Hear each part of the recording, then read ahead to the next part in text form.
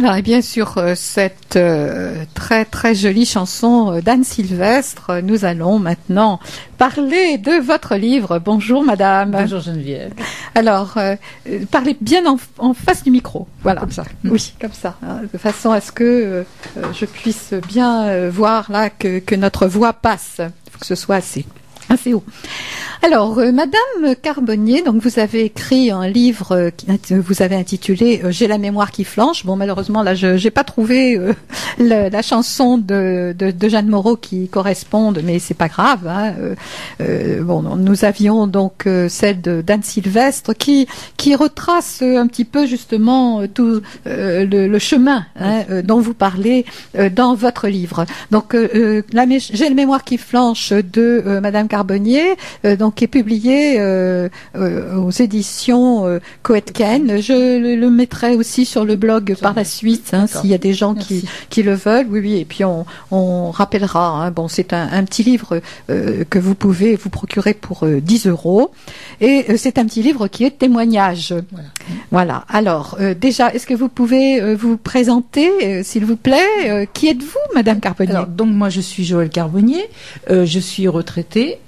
Et il y a très longtemps que j'avais envie d'écrire quelque chose et puis j'ai laissé passer, papa est décédé en 2012, j'ai laissé passer un petit peu de temps parce que les émotions étaient très très fortes et il y a environ un an, j'ai ressenti le besoin d'écrire ce livre pour déjà en témoignage, en hommage de papa et puis pour ressortir un peu toutes ces émotions qui commençaient de s'enfouir et en même temps me faire une thérapeutie, voilà. Donc je suis retraitée. D'accord, vous êtes retraité. Votre livre est tout à fait agréable à lire. C'est un livre de témoignages, et peut-être un livre effectivement. Vous dites que vous l'avez fait un petit peu en thérapie pour vous, mais c'est aussi un livre que quand on n'écrit pas que pour soi, que vous avez écrit aussi pour d'autres. Voilà. Et dans quel but? Je l'ai écrit un petit peu pour les aidants comme moi qui sont confrontés à cette maladie, les familles, les aidants, pour leur faire voir le parcours de papa dans cette maladie, le mien également, et voir leur donner aussi un petit peu des renseignements peut-être qu'ils ne connaissent pas. Le réseau Aloïse par exemple, qui est un réseau qui s'occupe du maintien à domicile, la mise sous curatelle, des choses comme ça, le bracelet électronique ou les recherches de maisons avec les unités Alzheimer qui sont un peu compliquées, qui sont un petit peu lourdes. Et puis voilà, pour donner un petit peu aider un peu les aidants dans ces démarches, etc. Et voir, moi je l'ai traité un peu avec, disons, avec légèreté, puisque c'était un peu l'état d'esprit de papa, et pour faire dédramatiser aussi un petit peu cette maladie qui va devenir de plus en plus présente, hélas, avec le vieillissement de la population. Alors c'est une maladie qui ne frappe pas que les personnes âgées, parce que alors justement pendant très longtemps, moi je me rappelle on parlait de ramollissement du cerveau, on disait oui deviens vieux, etc. Et puis on s'est rendu compte que parmi ces entre guillemets ramollissants du cerveau, il y avait aussi une vraie maladie, qui est donc la maladie d'Alzheimer, et une vraie maladie, on s'en est rendu compte parce que parfois des personnes relativement jeunes, même jeunes, peuvent en être atteints.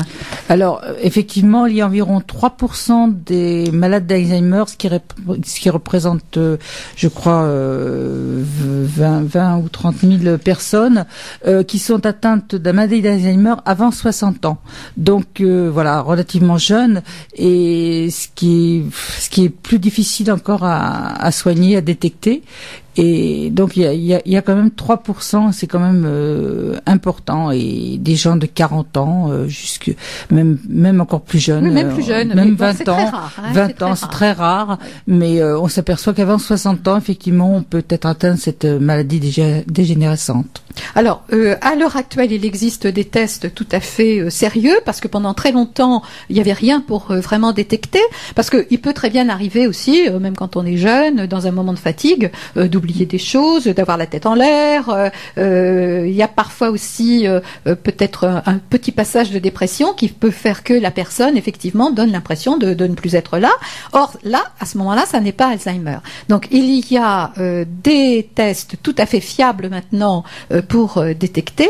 Et puis, il y a un autre problème aussi, c'est que très souvent, les personnes qui commencent à être atteintes savent très bien, et d'autant plus si elles sont très intelligentes, faire des détours. Tout à fait. D'ailleurs, on dit très souvent que les malades d'Alzheimer donnent le change. Ah, tout à fait. Tout à fait. Donc, elles s'arrangent toujours pour que vous alimentiez la conversation et n'avoir qu'à répondre oui, non, etc. Pour pas, on ne se rend pas compte.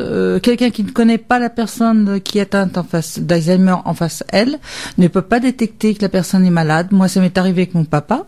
J'ai rencontré quelqu'un et qui était très bavard, qui alimentait la conversation, et 2-3 jours plus tard, j'ai eu un coup de téléphone d'une personne de l'entourage. Mais qu'est-ce que tu me racontes? Ton papa a Alzheimer? Il va parfaitement bien, ton papa. Ben, j'ai dit non, parce que la personne qui était en face de lui a alimenté la conversation, donc il n'a eu qu'à dire oui, non, bien sûr. Oui, et puis il y a des détournements aussi dans toutes les choses de la vie. Bon, il ne sait plus nommer quelque chose, il s'en rend compte, donc il va faire une périphrase pour, au lieu de dire passe-moi la fourchette, ça va être passe-moi cet engin avec des... Bon, alors là, on pense qu'il est en train de plaisanter. Ouais. Et il y a comme ça des détournements. Alors, bon, c'est vrai que parfois, ça arrive à tout le monde, même aux enfants, d'oublier un mot. Et donc, c'est pas parce que vous avez oublié un mot ou vous avez oublié un rendez-vous qu'il faut tout de suite vous précipiter chez votre médecin en disant docteur, j'ai Alzheimer. Parce que pas du tout. Pas de panique, mais d'un autre côté, il est vrai que parfois, quand même, au bout d'un certain nombre d'oublis, etc., c'est peut-être pas mal de demander à passer les tests. Mais d'un autre côté, il y a aussi dans le déni, parce que c'est vrai que la personne qui est atteinte est très angoissée. Très angoissée, oui. C'est épouvantable. Et ce qui explique parfois qu'ils deviennent méchants. Alors, votre papa, je ne pense pas. Non, papa était agressif que vers la fin, les derniers mois, parce qu'il se sentait vraiment trop diminué, et quelqu'un qui a été vraiment avec moi, on a toujours eu une très grande complicité. Le dernier mois, par contre, était agressif, mais il l'était avec pareil dans les tout derniers mois avec le personnel soignant. Il ne pouvait y avoir que certaines personnes qui s'occupent de lui, parce que ça fait partie de la maladie, ça fait partie intégrante de la maladie, cette agressivité. Parce qu'il y a une très grande angoisse. Voilà, et ils sont très angoissés. Moi, je voyais très souvent papa qui avait des larmes aux yeux. Et donc, le titre « J'ai la mémoire qui flanche », je l'ai choisi parce que c'était son credo, son hymne.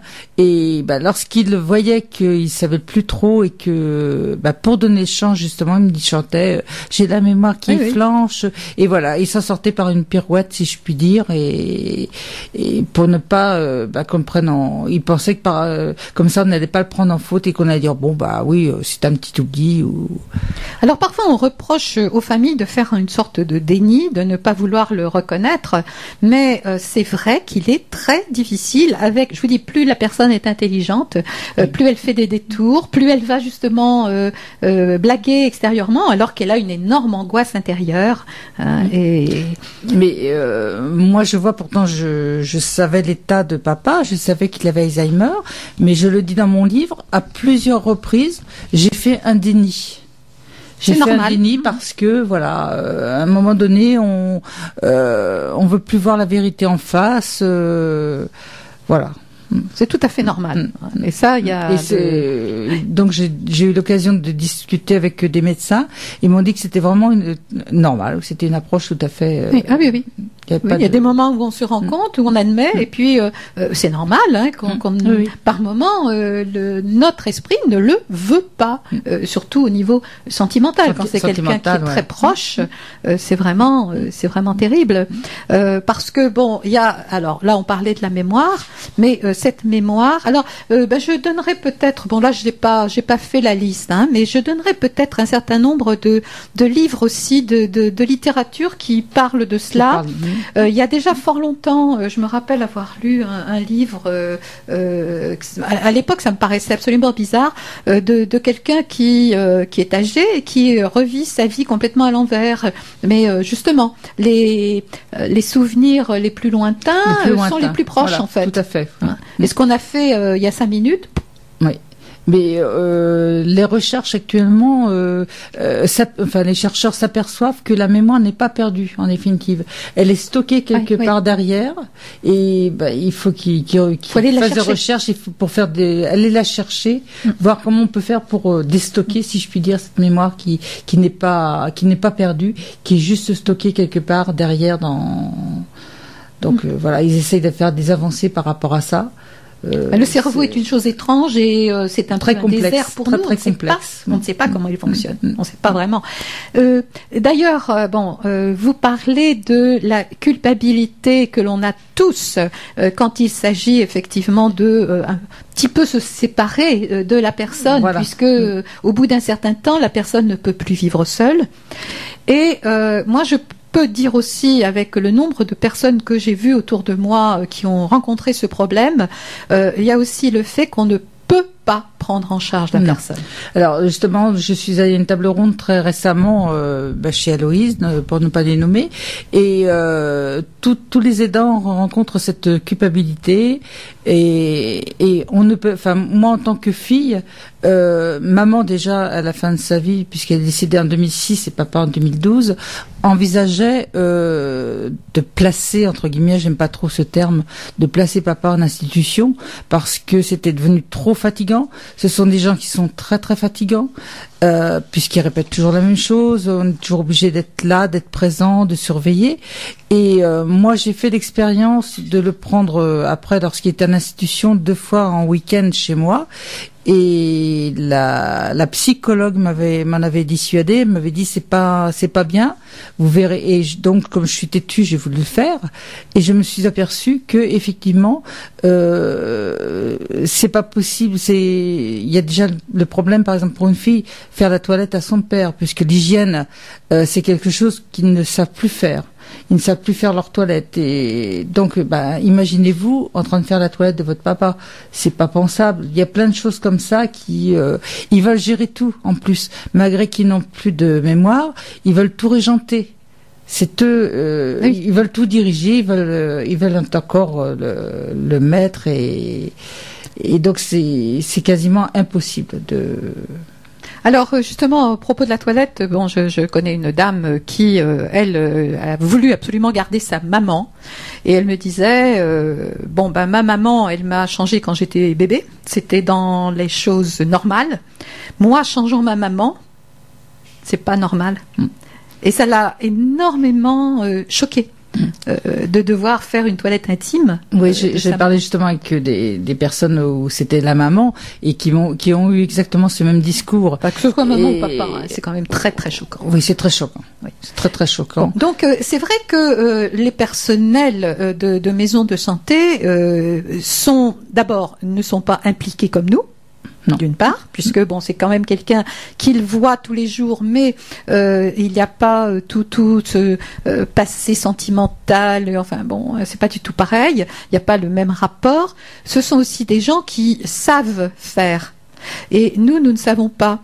Et moi, je me rappelle, pour avoir visité des établissements, je me rappelle une fois, c'est une dame qui avait Alzheimer, mais elle était dans les débuts, donc elle était là gentiment dans le couloir. Je la connaissais, hein. Et puis très très gentiment, elle me voit, elle me prend par la main et elle m'emmène. Mais c'est que elle ne voulait pas me lâcher la main. Et je savais que si je lâchais la main, j'allais prendre une grande baffe. Parce que c'est tout. Il n'y a plus d'inhibition de ce côté-là. J'ai fait 3 fois le tour de tous les couloirs de la maison de santé en me disant pourvu que je rencontre une infirmière, Mon Dieu, quand est-ce que je vais rencontrer? Et plus ça allait, plus elle me serrait la main, plus elle me tirait, plus on allait vite. Parce que ce sont aussi des gens qui marchent énormément, qui marchent tout le temps. Oui. Il faut marcher. Et là, je suivais, mais alors en me disant, mais mon Dieu, mais comment je vais faire pourvu que ça ne dure pas 1 heure? On a fait tous les couloirs, jusqu'à ce qu'on rencontre enfin une infirmière qui m'a vue, à qui j'ai fait un signe, et qui, elle, a su finalement me libérer. Wow, je m'étais dit c'est pas possible.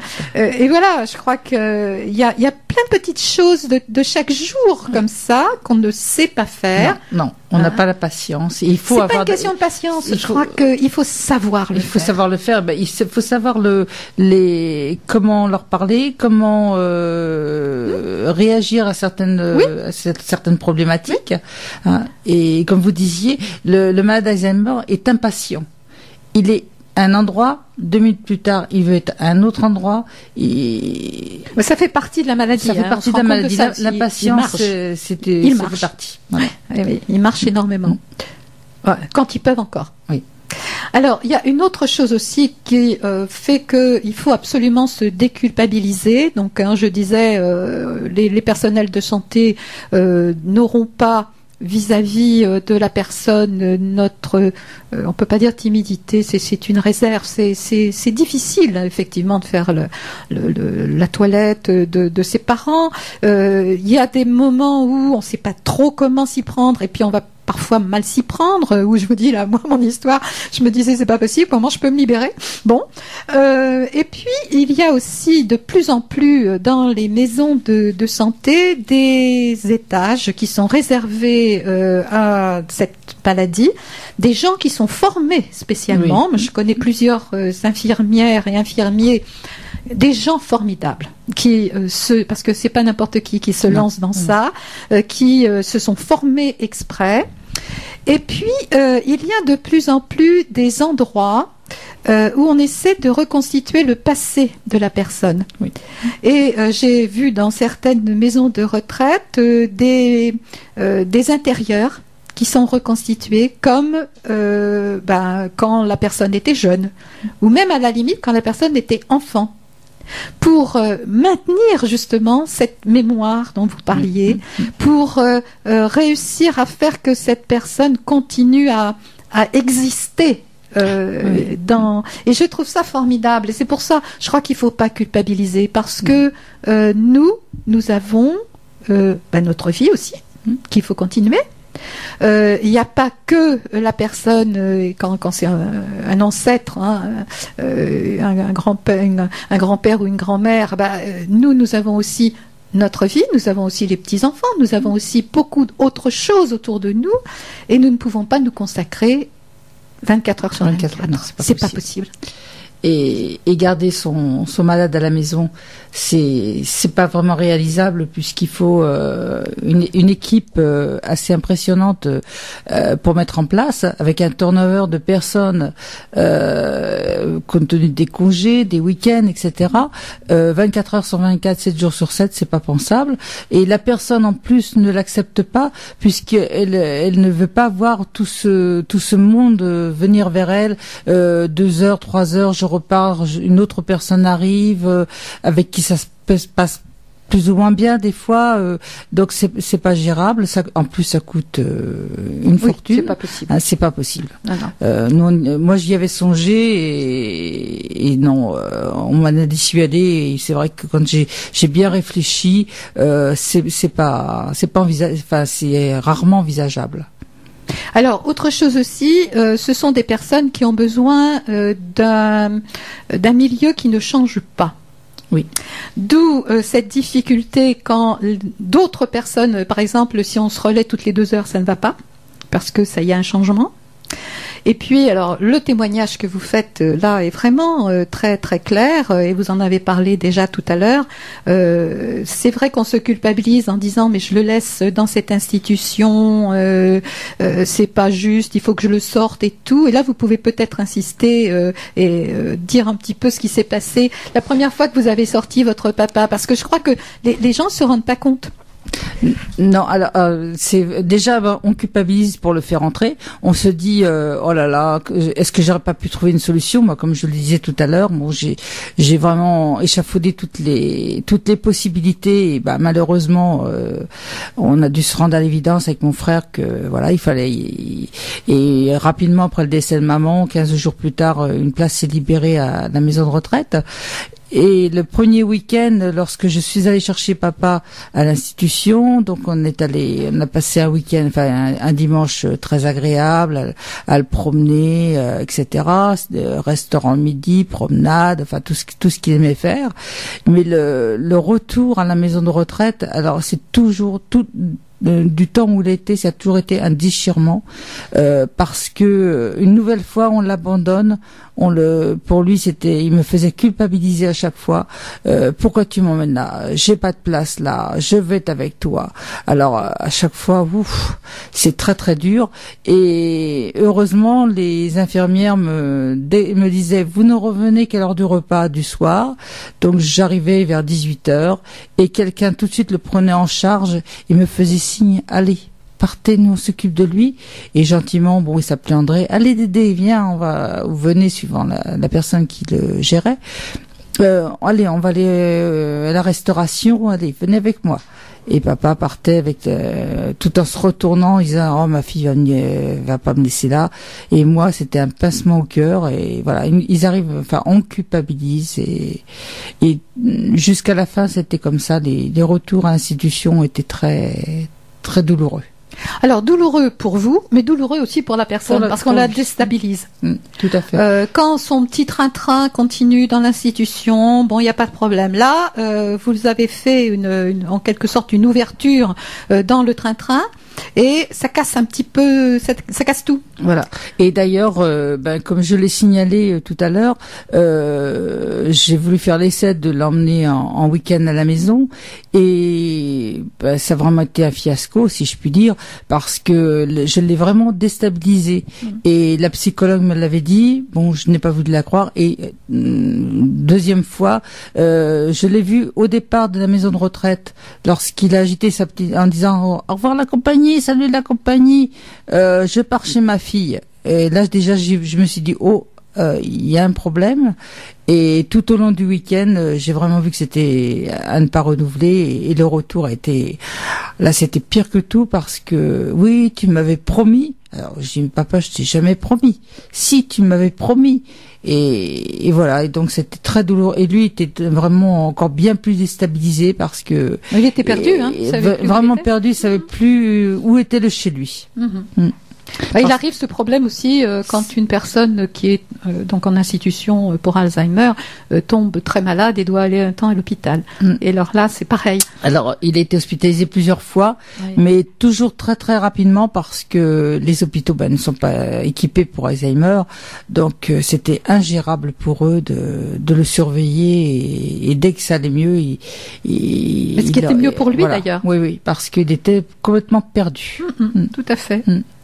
Alors, il y a ça. Et alors, donc, ne vous culpabilisez pas, surtout si ces choses-là arrivent. Soyez proches. Il faut aller visiter, il faut aller voir la personne. Et puis, parfois, chose très dure aussi pour la personne quand elle va visiter, vous n'êtes pas reconnu. Alors, surtout vers la fin, papa m'appelait sa nièce. Bonjour ma nièce, par exemple.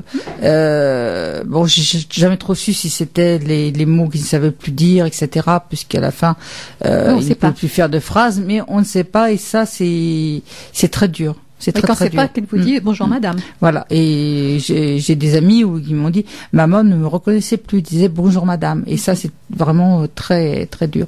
Mais justement pour conserver il faut les visiter très souvent pour qu'ils aient la mémoire visuelle le plus longtemps possible, parce que on leur fait travailler la mémoire visuelle et c'est très très important les visites, parce que je connais des gens qui disent 5 minutes après ils ne se rappellent plus.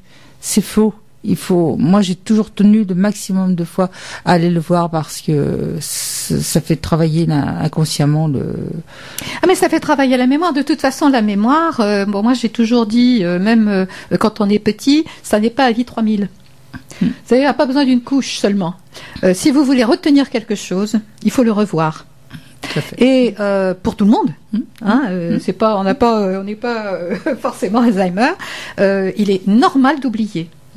Même si les choses restent pour tout le monde, paraît-il, à jamais dans le cerveau, c'est vrai. Si on veut faire revenir les choses, il faut plusieurs couches. Il faut rappeler. Et par exemple, des choses qu'on a apprises quand on était petit, des récitations à l'école, etc. Moi, de temps en temps, je me les récite. Pour que ça revienne. Et il est tout à fait normal d'oublier. C'est heureusement qu'on oublie, parce que ce serait ingérable. Hein. Et donc, comme les personnes qui sont atteintes de cette maladie ont une mémoire beaucoup plus difficile que notre mémoire à nous, pensez donc, nous, pour retenir quelque chose, il faut qu'on se le répète. Eux, alors, encore plus. Hein, c'est évident. Oui. Mais je peux vous donner aussi un autre exemple. Il y a quand même la mémoire du corps qui va rester très longtemps. Et j'ai une amie qui a été je suis prof de yoga par ailleurs, et j'ai une amie prof de yoga à qui on a demandé d'aller faire du yoga à quelqu'un qui en avait fait toute sa vie et qui était Alzheimer et qui vraiment apparemment en avait besoin. Et elle ne savait pas que c'était le prof de yoga qui arrivait. Elle venait, 2 fois par semaine, ma collègue. Elle savait pas que c'était le prof qui arrivait. Elle se rendait pas compte. Et puis dès qu'il commençait à faire les mouvements, pof. Et là, aucun problème. Le corps se souvenait. C'est incroyable. Oui. Incroyable. Et cette femme qui avait des difficultés, alors évidemment, sur la fin, bon, là, c'est une autre histoire, hein, mais cette femme qui avait des difficultés pour se souvenir de plein de choses, qui avait des difficultés, qui commençait à avoir des difficultés même pour manger, parce qu'ils ne savent plus manger au bout d'un certain temps, etc., eh bien, pendant très, très longtemps, elle a continué. Ma collègue faisait en face d'elle des exercices et la dame imitait et savait très très bien et refaisait tout à fait. Donc le corps se souvenait sans même parler. Et c'est pour ça, je crois que il faut avoir beaucoup d'espoir aussi pour l'avenir. Parce que de plus en plus, on travaille sur cette maladie. Oui. On se rend compte de tous les potentiels que gardent quand même les malades. Et moi, je me dis, avec tous les efforts qui sont faits, toute la recherche, n'ayons pas peur. Non. Parce que vous dites aussi, attention, on se pose une autre question, l'hérédité. Oui, puisque ma grand-mère paternelle a été atteinte de ça. On disait, elle perd la tête à cette époque-là. Bien sûr. Papa, donc, a eu Alzheimer. Donc voilà, l'hérédité, il pense que effectivement il y a un facteur hérédité, mais pour l'instant, c'est pas encore vraiment défini et c'est pas sûr à 100%. Donc rassurez-vous, même si vous avez un papa, ça va peut-être pas forcément vous tomber sur la tête. Non. Et puis je pense, de toute façon, nous avons tous en nous des possibilités de développer quelque chose. Tous. Tout à fait. Et c'est vrai que parfois, par exemple pour le cancer, on vous dit, vous avez quand on va faire une mammographie, on vous demande s'il y a eu des problèmes dans votre famille, et bla. Il faut remplir tous les questionnaires. Est-ce que votre grand-mère a eu ceci, votre grand-père cela, etc. Bon. Et c'est vrai qu'il y a, pour nous tous, des facteurs héréditaires. On ne sait pas d'ailleurs si on en a hérité ou pas, parce que ça peut se diluer, ça peut sauter des générations, ça on ne sait pas. Bon, alors d'une part il n'y a pas à s'en inquiéter, et d'autre part je crois qu'il y a aussi autre chose, c'est qu'il y a énormément de recherches, de soucis. De tout ce qui peut justement venir dans cette maladie, et je crois qu'il n'y a pas trop à craindre. Non, par exemple, déjà, oui, il y a pas trop, faut comme surveiller. Il faut surveiller. Et voilà. Puis je vous dis, les exemple, tests sont maintenant fiables. Oui. Et là, ils se sont aperçus, par exemple, que les femmes, jusqu'à la ménopause, étaient protégées de cette maladie. Et tant qu'elles avaient un traitement hormonal, étaient protégées aussi. Et dès que ce traitement s'arrêtait, par contre, elles n'étaient plus protégées. Donc, il y a déjà une avancée, un petit truc, une petite avancée. On se dit que petit à petit, avec des petites avancées comme ça, on va peut-être un jour arriver à... Alors, bon, d'un autre côté, ne disons pas non plus qu'il y a plus de femmes que d'hommes qui sont atteints, parce qu'il y a beaucoup plus de femmes vieilles que d'hommes vieux. Il y a beaucoup plus. On achève ces messieurs. Ah oui, mais c'est triste, mais dans les maisons de retraite, c'est surtout des dames. Il n'y a pas beaucoup de messieurs. Non. Ah, ils sont très chouchoutés, du coup. Oui. Parce que comme ils sont pas nombreux. Voilà, non, n'achevons pas les messieurs. On en a besoin. Ouh. Bon, écoutez, peut-être qu'avant votre lecture, il y a une chose, moi, que j'avais envie de nous passer, parce que il y a une chose que je crois absolument indispensable dans la vie, et justement pour entre autres accompagner nos malades, et accompagner plus particulièrement malheureusement, quand on a un papa, une maman qui a cette maladie, pour moi, c'est la tendresse. Et si vous en êtes d'accord, j'avais envie de passer la tendresse chantée par Bourvil. Parce que j'avais beaucoup de tendresse pour papa. Voilà. Nous avions une grande complicité. Et c'est très important. C'est très, très important. Et jusqu'au bout, à part les 2 derniers mois peut-être, on a gardé cette complicité. Voilà. Eh bien, écoutez, j'avais pensé, parce que très bon choix. Oui, parce que je crois que c'est très très important, et que quoi qu'il arrive dans l'existence, donner toute sa tendresse à quelqu'un, l'entourer, c'est vraiment. Ils ont vraiment besoin de tendresse, de patience, de tendresse. Voilà. Alors, nous allons écouter la tendresse, et puis ensuite nous vous écouterons lire. Voilà, cette très très belle chanson de Bourvil, qui est d'ailleurs chantée par d'autres. D'ailleurs, je m'étais amusée une fois dans une émission à passer plusieurs fois la tendresse, parce qu'elle est chantée aussi par un certain nombre d'autres chanteurs. Voilà. Donc, Madame Joëlle Carbonnier, qui est venue nous parler de J'ai la mémoire qui flanche, un livre témoignage qui est sorti aux éditions Coetken, va nous lire un petit passage de son livre. Et puis, nous dirons après où nous pouvons le trouver. Et puis, je le mettrai aussi sur le blog. D'accord. Voilà. À vous. Voilà. Donc je vais vous lire un petit passage qui me tient à cœur, parce que c'est un passage qui aurait pu être dramatique. Voilà, dans l'histoire de papa. Donc c'est la grande fugue. En fin d'après-midi, alors que j'étais encore au bureau, mon téléphone portable sonne. Je vois inscrit maison de retraite. Ici, Madame la directrice, c'est pour vous prévenir que votre papa a de nouveau fait une fugue. Mais malheureusement, cette fois, nous n'arrivons pas à le localiser. Aujourd'hui, dans l'Aube, il fait froid, il pleut, le ciel est très bas et la nuit ne va pas tarder à tomber. Nous avons fait appel aux sapeurs-pompiers. Un hélicoptère de 3 va bientôt décoller pour venir faire des recherches avant la nuit. Sinon, nous craignons le pire. Je vous tiens informé de l'évolution des recherches, ou bien lorsque nous l'aurons retrouvé. N'hésitez pas à me contacter, je vais rentrer chez moi dès maintenant, et je pense prendre un jour de congé pour venir demain. Bonsoir, à tout à l'heure au téléphone. Mon sang était glacé, mes jambes tremblaient. J'informais mon directeur que je partais dès maintenant et que pour demain je lui confirmerai dès que j'aurai du nouveau, mais que je pensais être absente. Il comprenait très bien le problème, ayant été confronté à la même maladie pour son beau-père. Je pris la route pour mon domicile. À peine rentré chez moi, le téléphone sonnait. C'était de nouveau la directrice. Nous avons une bonne nouvelle. Nous venons de retrouver votre papa. Il est très faible, nous le faisons hospitaliser à Romilly-sur-Seine. Il est en hypothermie. Il était à l'extérieur du village, juste derrière la caserne des pompiers. C'est par hasard que l'un des pompiers l'a aperçu allongé dans le champ. Il faisait déjà presque nuit, il était trempé, grelottant de froid et n'arrivait pas à se relever. C'est vraiment un miracle qu'il ait réussi à l'apercevoir. Si nous ne l'avions pas trouvé ce soir, l'issue aurait été fatale. Comme nous nous en sommes déjà entretenus, mon établissement n'est pas adapté pour les malades d'Alzheimer et je décline toute responsabilité si un tel événement devait se reproduire et si cela prenait des proportions dramatiques. Je le conçois bien. Au début, je souhaitais changer papa d'établissement, mais je n'avais pas l'accord de mon frère.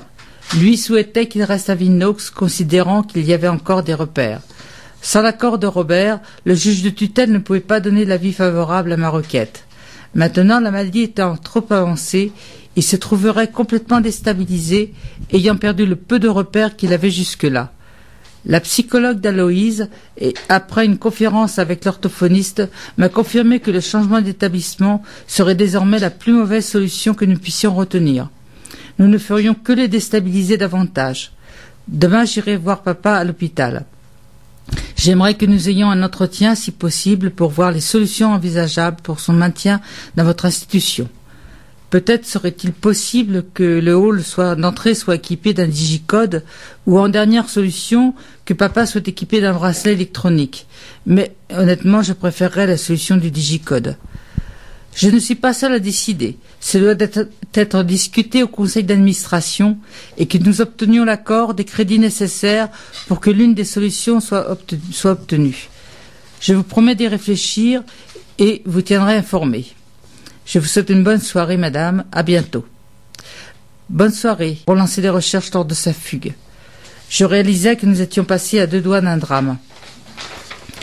Maintenant, papa n'avait plus du tout de repères. Lorsqu'il venait avec moi au centre-ville, qui est à 2 pas de l'institution, il était complètement désorienté. Il ne reconnaissait même plus la boulangerie, celle où tous les jours auparavant, et ce n'est pas si loin, il allait chercher le pain depuis de si nombreuses années. Même le visage de la boulangère lui était complètement inconnu. Elle l'avait interpellé plusieurs fois, mais il a eu un regard interrogateur. À la suite de ce terrible événement, une intervenante l'emmenait chaque jour faire quelques pas à l'extérieur de l'établissement. Il faisait seulement quelques mètres, c'était très fastidieux, et il rentrait. Papa était exténué de cette courte promenade.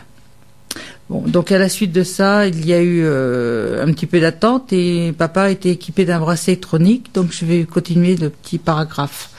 2 ou 3 mois plus tard, la directrice m'a appelé pour m'informer que papa allait être équipé d'un bracelet électronique afin de pouvoir être averti lorsqu'il franchirait la porte d'entrée de l'établissement. Je devais donner mon accord. Pas de souci, lui dis-je. J'ai tellement eu peur le jour de sa dernière fugue. Vous avez mon accord.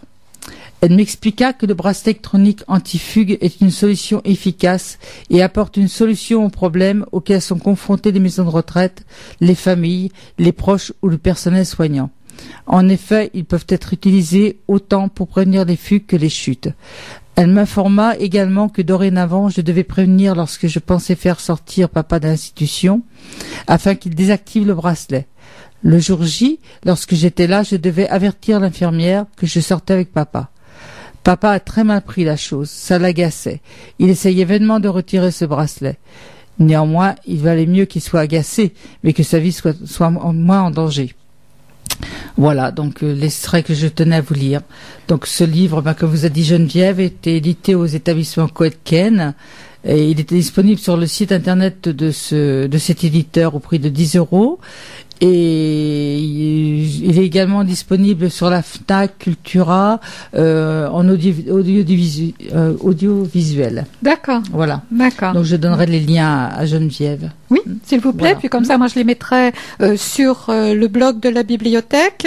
Et puis, je le redirai aussi dans les prochaines émissions parce que c'est vrai que ça peut rendre service à un certain nombre de personnes. J'espère que par ce livre, je pourrai aider certains aidants qui sont confrontés vraiment à cette maladie, comme je l'ai dit au départ. Voilà. C'est mon vœu. Merci beaucoup. Eh bien, en plus, vous êtes venu spécialement donc pour cette émission. Je vous remercie de vous être déplacé et j'espère que ce livre va rendre réellement service comme vous le souhaitez. Hein. C'est un livre de témoignages qui est très très court à lire, qui est très agréable à lire. Voilà. Et donc, je mettrai les références sur le blog de la bibliothèque et j'en reparlerai ici à l'antenne. Je vous remercie beaucoup, madame. Merci Geneviève d'avoir reçu. Voilà. Et puis, bon retour. Merci. Au revoir. Au revoir.